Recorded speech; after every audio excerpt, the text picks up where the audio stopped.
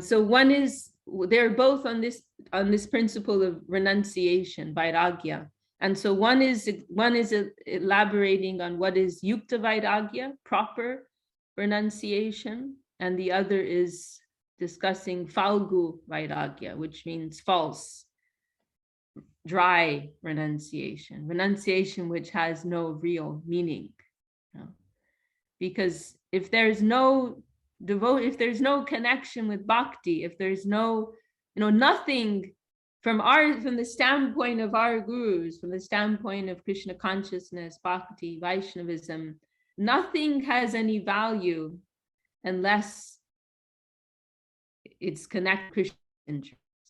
It doesn't matter how noble or moral or pure or beautiful it appears to be. If it's not connected with Krishna's interest, it's useless. It has no meaning. It has no use, it has no value, actually. It's otherwise, it's just all part of the duality of this, the mud of this world. Whether it's bright or not bright or ugly or beautiful, it's all part of the mud of this world. Dvaite Bhadra Gyan Sab Mano Dharma, E Balo, E Manda, E Sab Brahma. This is a famous verse in Chaitanya Charitamrita, spoken by Mahaprabhu actually himself. To distinguish between good and bad in this world, it's a foolish mistake. E Balo, E Manda, this is very simple Bengali, E Balo, this is good. E Manda, this is bad. E Sab Brahma, this is all illusion. It's all wrong. So what is connected with Krishna's interest, that is the only thing that is worthwhile. So it is the same principle applies to detachment.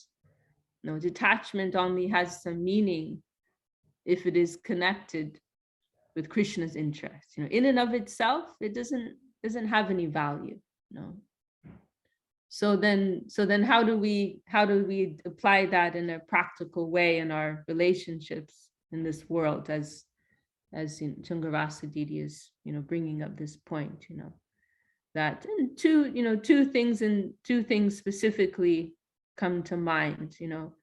One is that we will try to, I still didn't say what those verses say, actually. That Saraswati Thakur published on the front cover of his magazine. So the one that's discussing yukta vairagya, properly adjusted renunciation, anasaktasya vishayam yatarham upayunjata nirbandha Krishna sambandhe yukta vairagyam uchate. So this is verse by Rupa Goswami stating that, to be internally detached to be free from personal interest, personal attachment, and to see everything in connection with Krishna's interest, nirbandha Krishna sambandhe, to see everything relative to Krishna's interest, to see everything in connection with Krishna's interest. And our own personal, spirit of enjoyment, attachment, that is absent. But at the same time, we're not devoid of any feeling or any sense of attachment.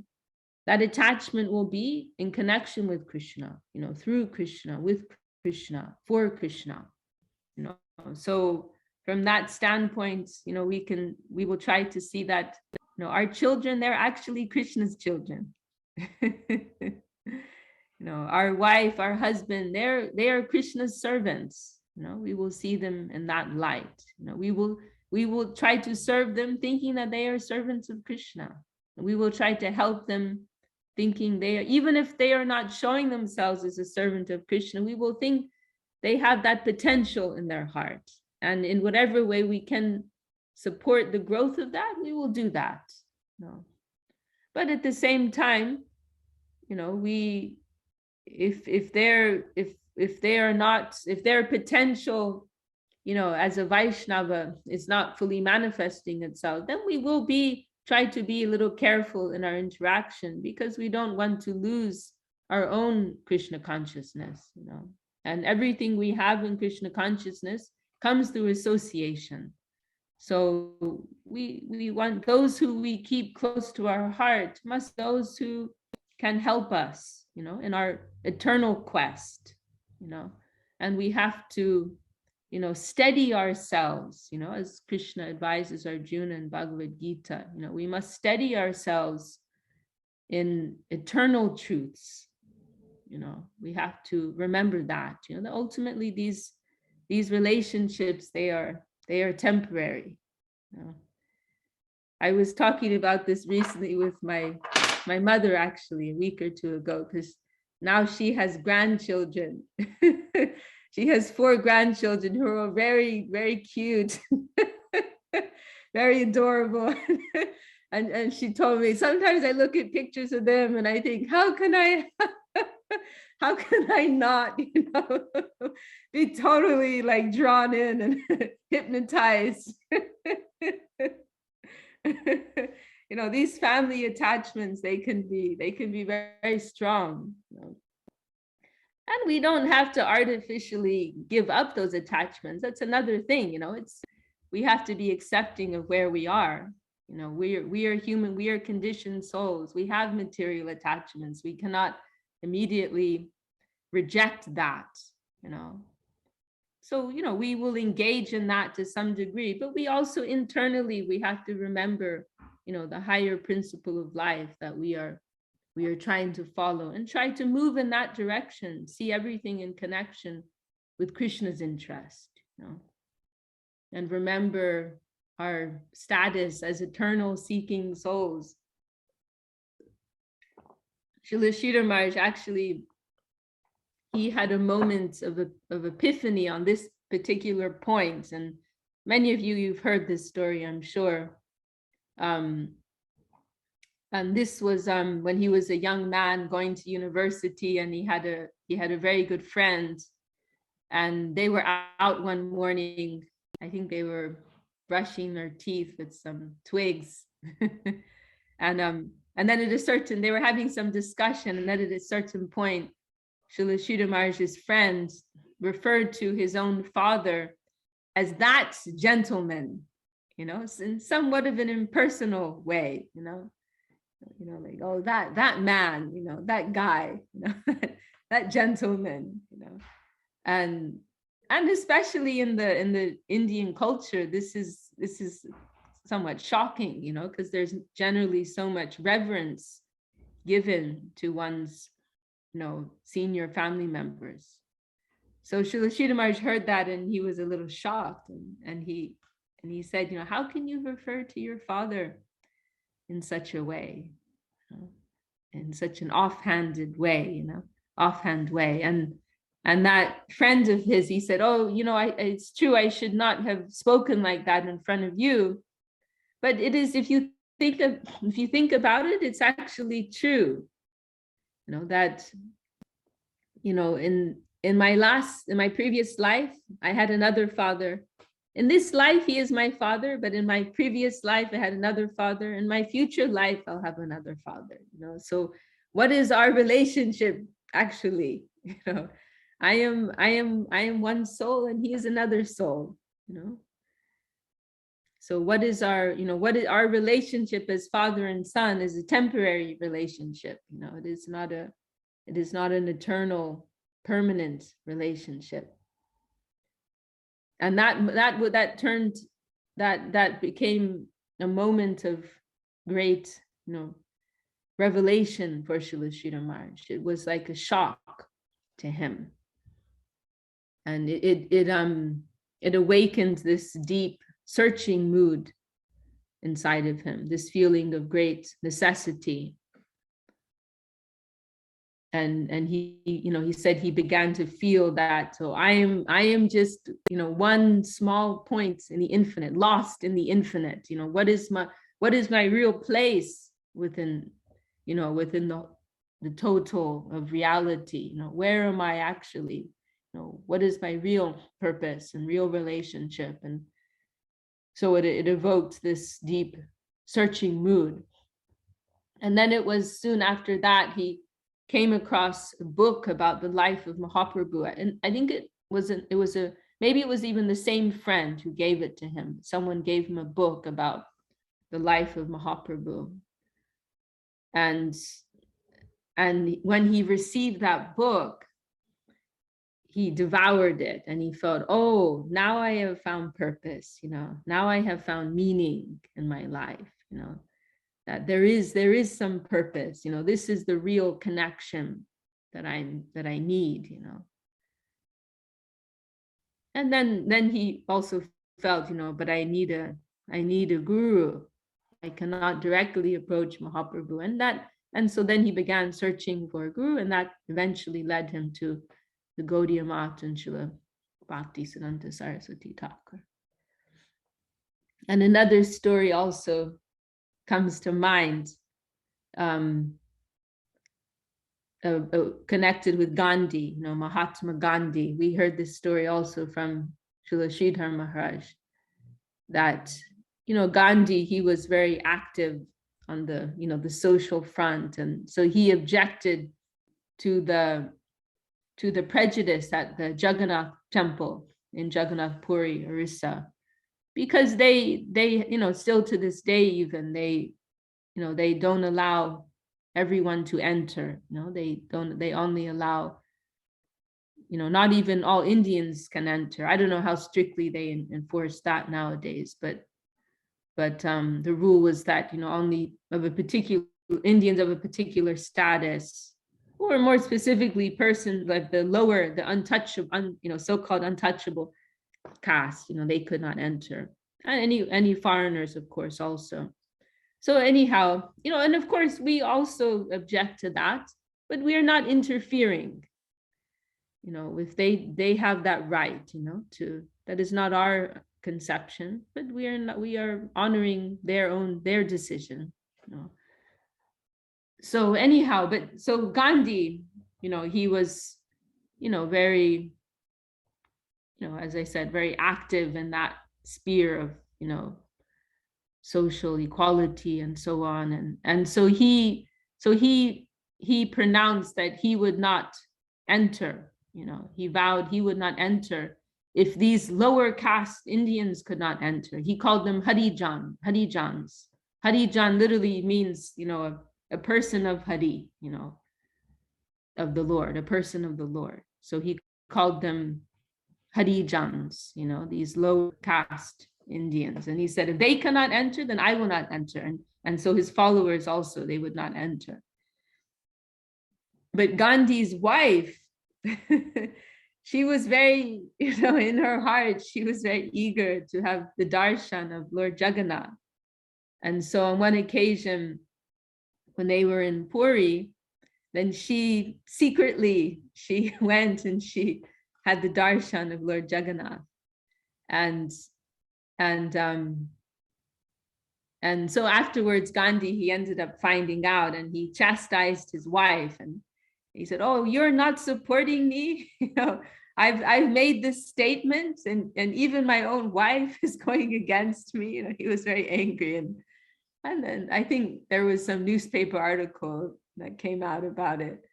And so Srila Sridhar Maharaj, he said that, but we support his wife, because her relationship with her husband is temporary.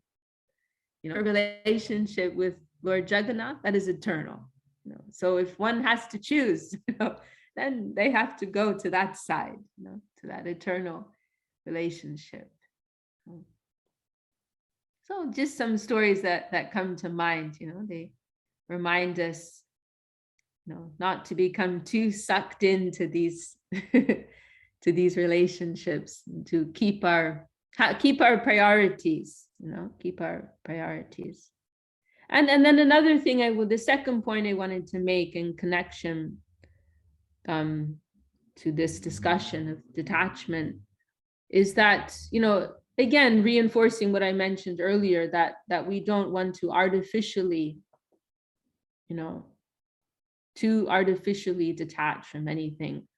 Ultimately, our progress should be natural, and the emphasis should always be on the positive side. So that means that, as our attachment for Krishna consciousness grows, then everything else will naturally detach in a very healthy and organic way.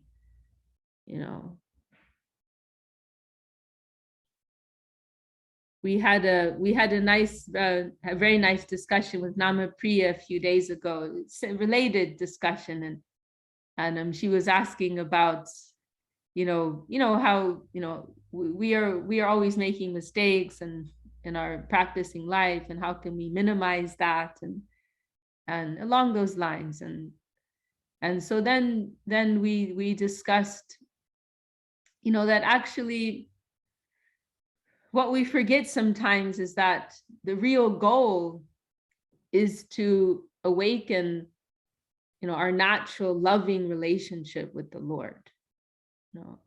It's not about getting things right, being properly detached, properly attached, checking those boxes, but it's about a relationship of love, a natural relationship of love. And so once that has been awakened, then everything will follow, everything will come, very naturally, after that. Then we won't have to worry, So, in the same way, we may struggle with being overly attached to, persons and situations, circumstances in our life. We may be overly, disproportionate, that's the word I'm looking for, disproportionately attached, to particular things in our lives. But once the proper attachment arises, then everything will become properly adjusted. It will be automatic, So the most important thing is that we are continuing to cultivate the positive side,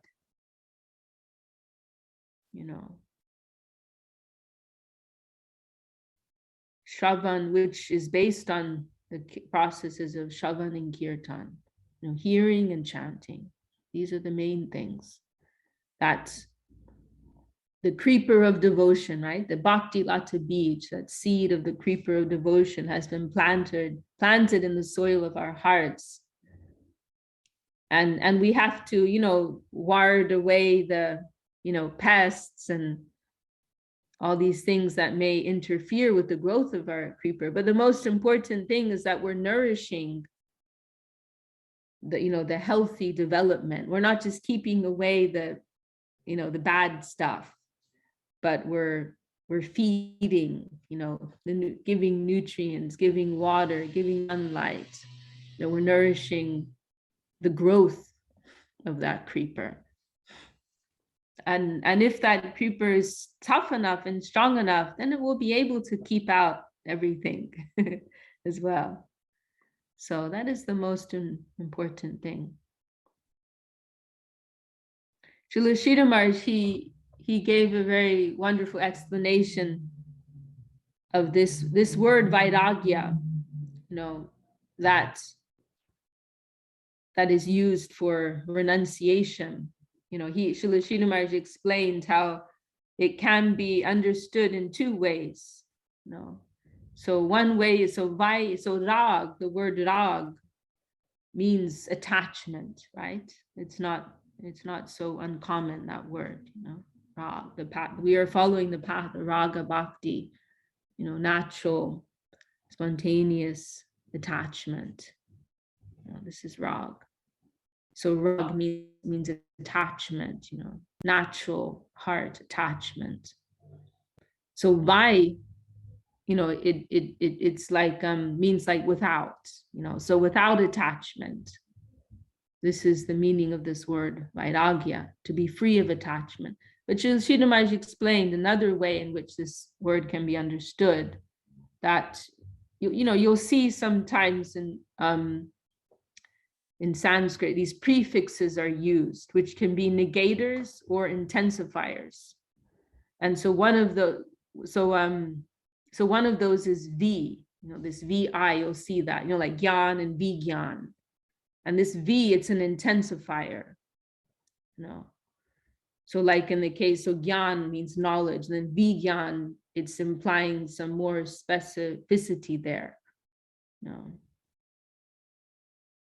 So in this case, Srila Sridhar Maharaj said this V, and you can see that in this word Vairagya, V expanded to Vi, and then and so it is saying in that case, intensified attachment, meaning that our attachment to the higher plane is intensified, which will manifest as detachment from the things of this world. But it's a result of greater attachment, higher attachment to the higher plane. So as our feeling, as our heart attachment, for Gurudev, for Vaishnava, for Mahaprabhu, as that grows within our heart, as we feel that pull more and more within our heart, and we're cultivating that relationship, then everything will become properly adjusted. Because what we are approaching and cultivating, it's actually reality. It's actually reality. So reality, eventually, it must assert itself. Or as or another way we can say it, the coverings, they will dissipate eventually. If we are approaching in the right way,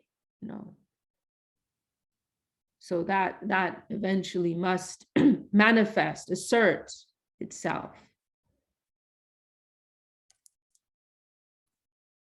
If we are just being a little bit cooperative, we just need to cooperate a little bit, and everything else will happen of its own accord.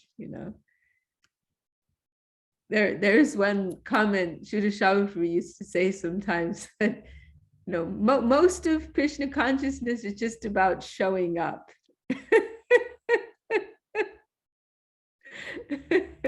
Just showing up, that counts for a lot, like just join the program, join the kirtan, join the class, do the seva, just show up. Everything else will happen. It'll just happen by itself. Well,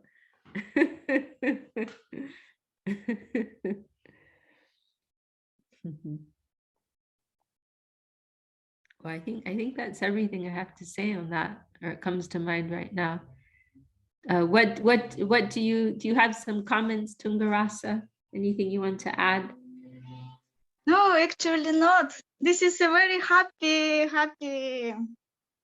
what can I say, message, or what you say, just showing up. And you do show up.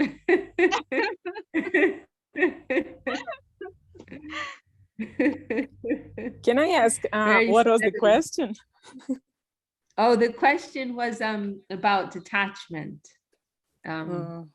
I'll read the question. We had a few come late. I'll read the question.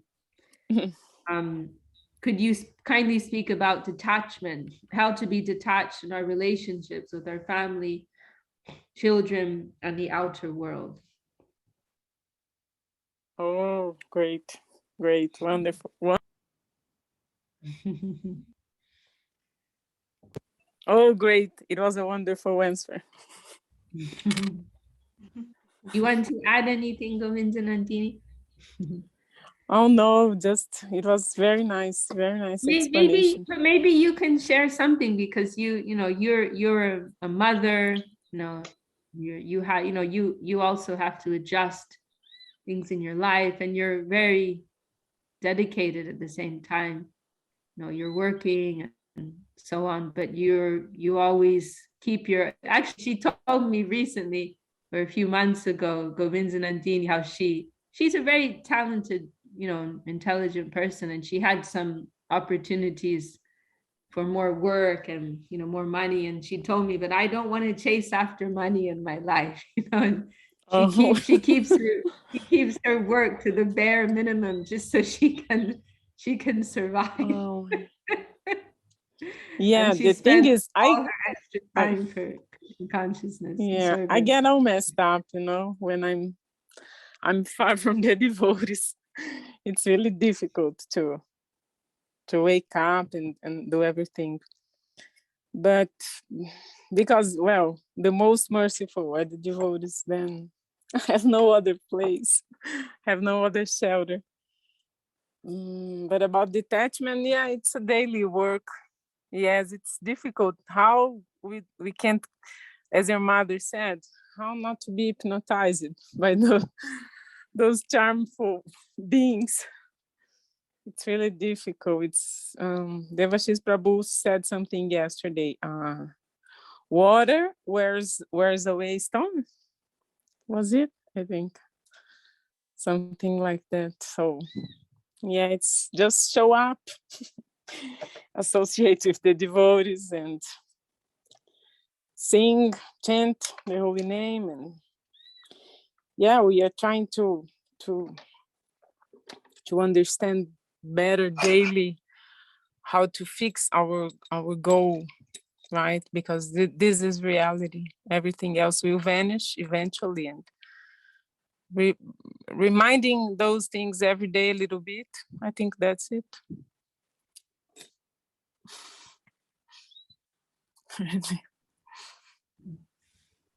Very nice. Thank you, Govindanandini.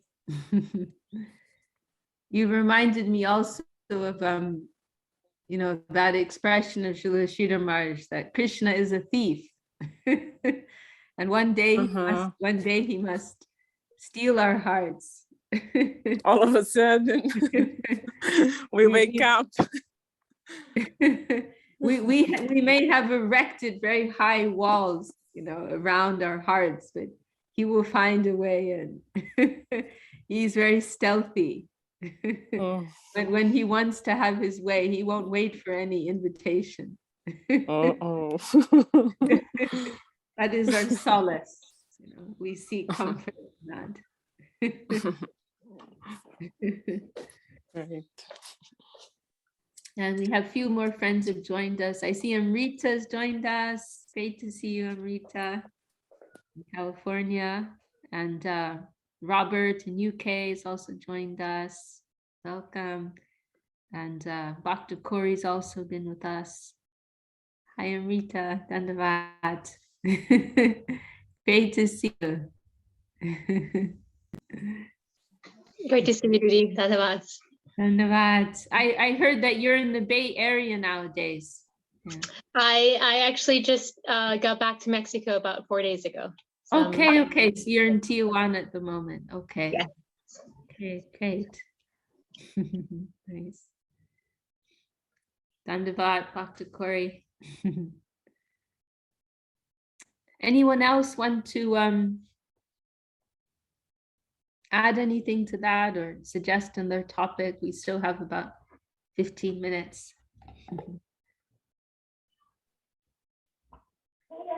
Oh, wow, Rinda. Very dear sister, Rinda Devi. Dear sister of our devotees and dear daughter of our Guru Dev, Rinda Devi.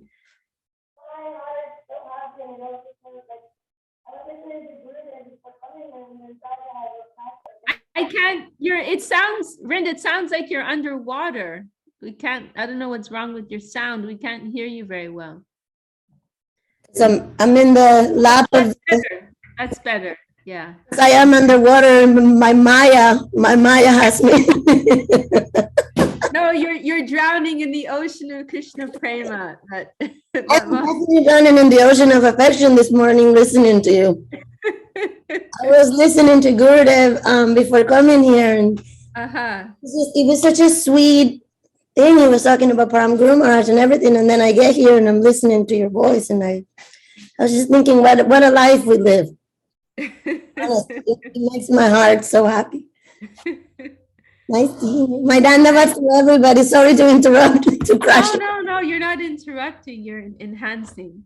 It's- Rinda's my big sister, you know. We lived in India together for many years. I was actually thinking about that this morning because I was thinking it's going to be Mahaprabhu Sannyas Leela and how sweet that is in India. You know, how as a Oh yeah, thank you for reminding us. That's Yeah. just in like 2 days, right? Yeah, yep. And how as a child I used to think Mahaprabhu, he was born in Navadip. That's what I thought, like in Armat. So when I went to India for the first time, and I heard the pastime, when Mahaprabhu, they said how they swam across the Ganga, I was like, wait a minute, that seems to be the wrong direction. Because he swims from Mayapur to the other side.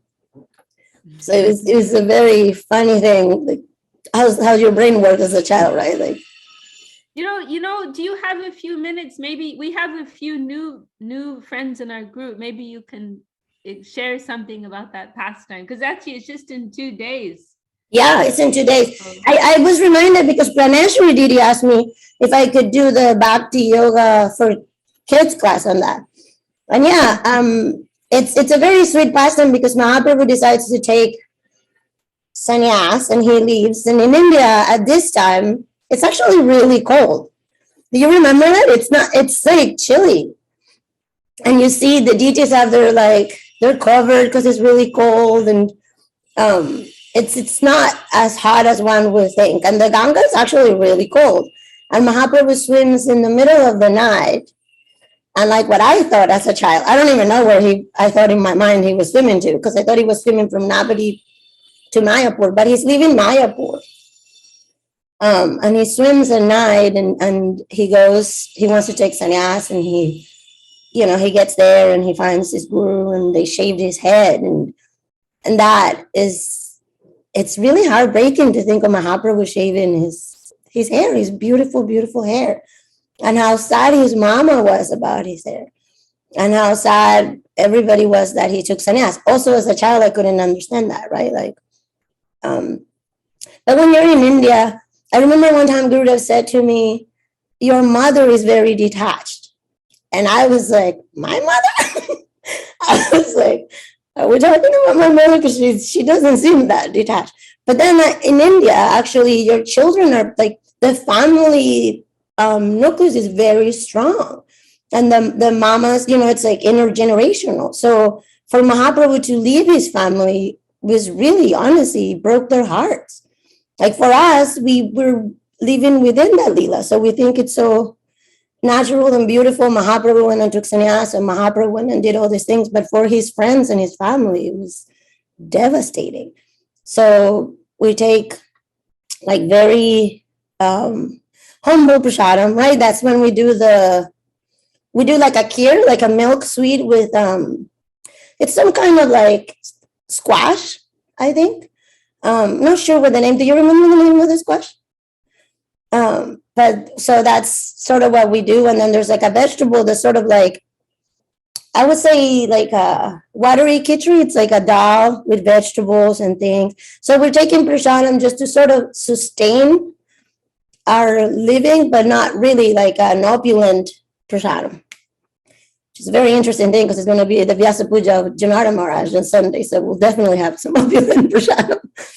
But it's so we're holding that space of Mahaprabhu taking sannyas for days, sort of in a bittersweet thing in between being happy Mahaprabhu took sannyas and he gave all this to everybody, but also sort of the sadness that Mahaprabhu leaves his home, his childhood home, and all his pastimes. And then he moves from like playing all these tricks on everybody and making everybody laugh and everybody crazy to like being a very serious. Mahaprabhu's mood changes and he goes within and he wants to go to Vrindavan, and then everybody's trying to tell him, this is the way to Vrindavan, and it's not Vrindavan. So it's a whole change, a transformation of Mahaprabhu's mood. So we hold this time it seems so heavy and so sweet. I think that's why I love it so much, because it's so cold outside. It also like invites you to go inside. It invites you to think inside, sit in your own heart, think about, the pastimes of the Lord and how they change and why they're changing, and how that is giving us everything. And we're worshiping both modes, Mahaprabhu being Nimai and Mahaprabhu going to Vrindavan. And anyhow, that's my lowly vision of that pastime and why I really love it so much. Thank you so much, Vrinda. We're so grateful. You reminded us of this important Leela, and you shared something so beautifully. And yeah, it was such a privilege that, we could be in Navadvip and see how Guru Dev observed time. Yeah. Because, we don't have the real feeling, right? But because for us, as you said, it's a happy thing, right? That Mahaprabhu took sannyas for us, like to help us. Yeah. But like our privilege was to see but for like the close associates of Mahaprabhu, this is something else, Yeah. As Srila Sridhar Maharaj said, a tragedy of separation. It's very sad. And it was all of it, it's my favorite time, because it was my favorite time to see their lordships wearing like their winter garb, right? Their winter outfits. And it was very interesting, because it's also, the winter always reminds me of how Gurudev said, like in Russia, he said, everything outside, all these things are happening, right? But we're sitting inside so comfortable and cozy because we're warm. And that's how we have to be in our mind. Like, do not disturb your mind means also that, right? Like, and so Mahaprabhu going through all that, it also is, in a manner of speaking. Like, I always think about how the Vedas and Gurudev gave us the language for everything, right? Like, gave us everything. So that there's also the language for that, to understand how we go inside, and how we, like Gurudev would say, we don't have the mood, but we have the intelligence to understand sort of what's happening, right? So I'm praying for the intelligence to understand sort of what's happening. But it's very sweet. Like, just being here with all of you is very sweet. But yeah. Anyhow, sorry to interrupt all of you. My dandavats to all of you. No. My eternal dandavats to you, Vishakha. I just always hear you and I want to run. I want to run to you.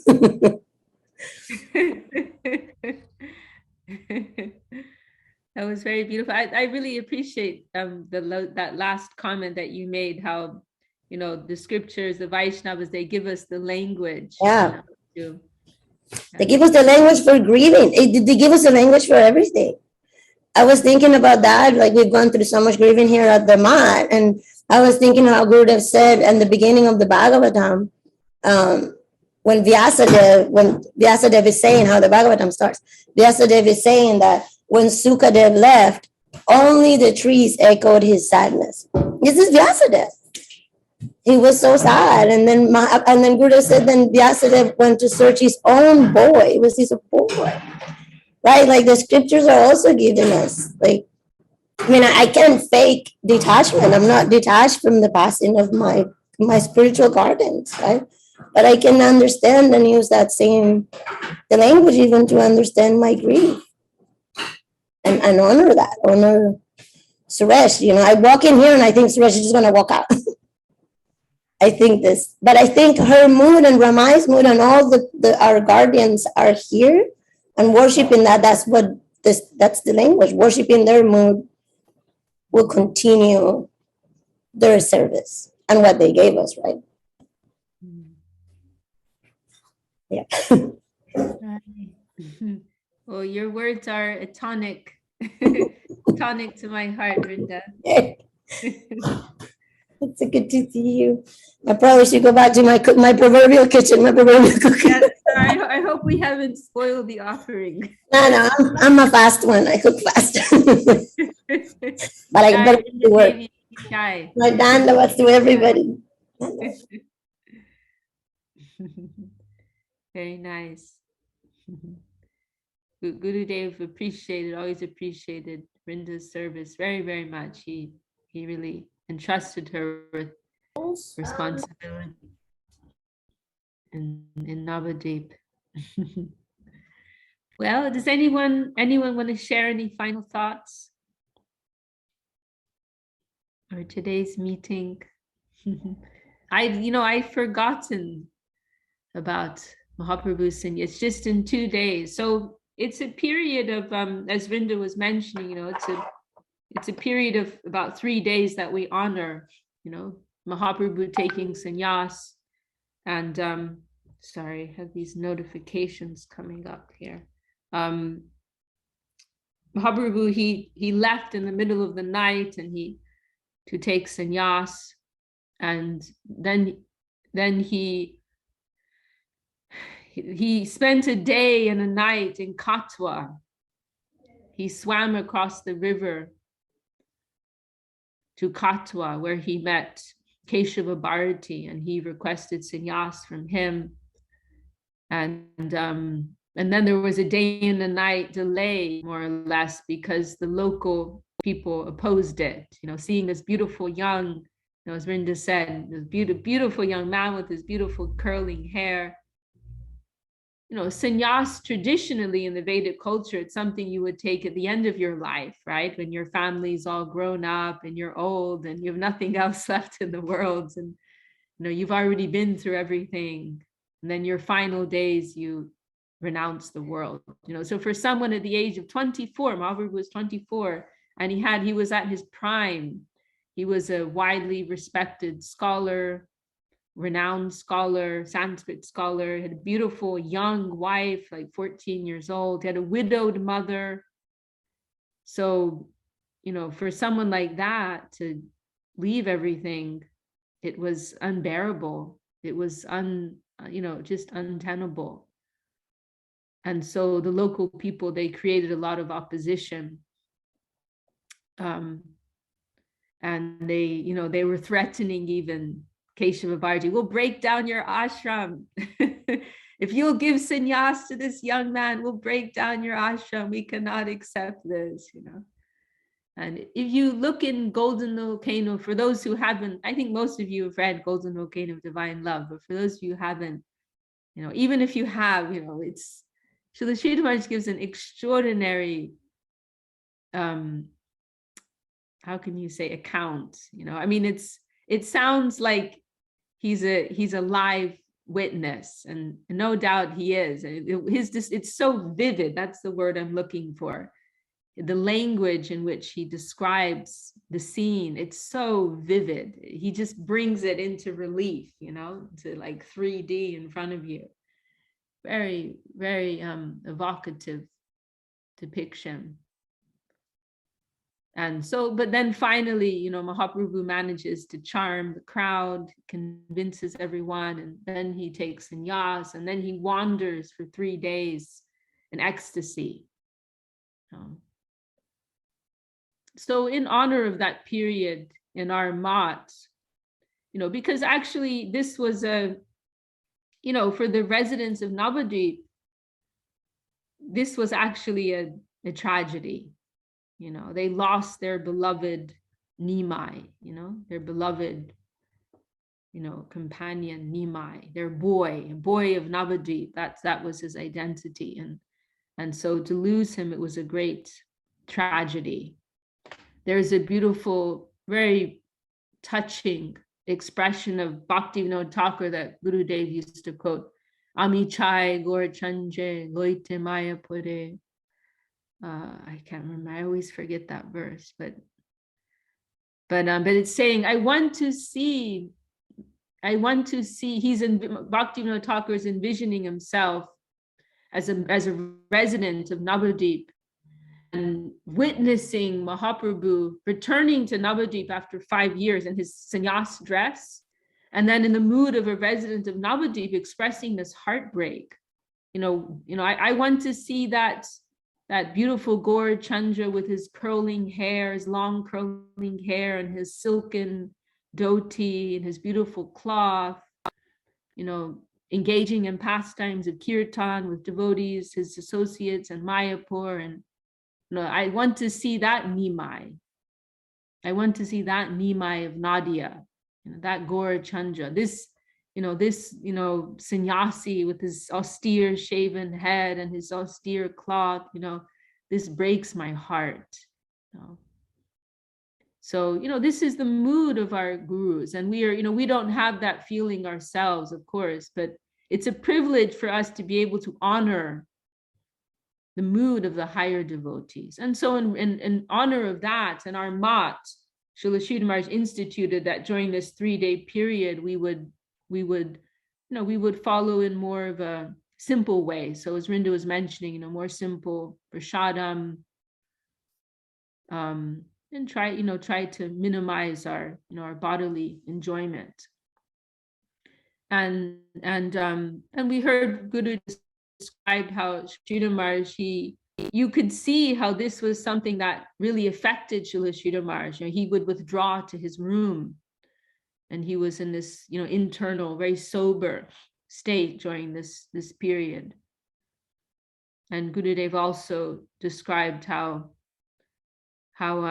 it was as if Srila Sridhar Maharaj at times, it's like he was in a trance and he was with Mahaprabhu. Like when Mahaprabhu was during these 3 days wandering around the, you know, the Nadia area, it was as if he was in a trance with Mahaprabhu, and Gurudev said he would sometimes like say, oh, you know, now Mahaprabhu's reached this point, you know, now he's reached this point, you know, like he was following Mahaprabhu at that time. So, you know, as I said, it's truly a privilege for us, you know, to you know, have some peek, you know, into the mood, the inner heart of these higher Vaishnavas. You know, it is a real privilege, you know, to become, I think we might have been discussing this a few weeks ago in this meeting, you know, we want to become more sensitive to the mood of our gurus, you know, of the higher Vaishnavas. We want to become more, we don't want to follow Krishna consciousness in a generic way, but we want to become more refined in our, if not in our feeling, then in our appreciation for the feeling of the higher Vaishnavas. We want to become more sensitive, more refined in that regard. So this is, you know, one of those points that we honor, you know, in their remembrance. So that's coming up on the 13th. It begins that period that we honor his sannyas lila.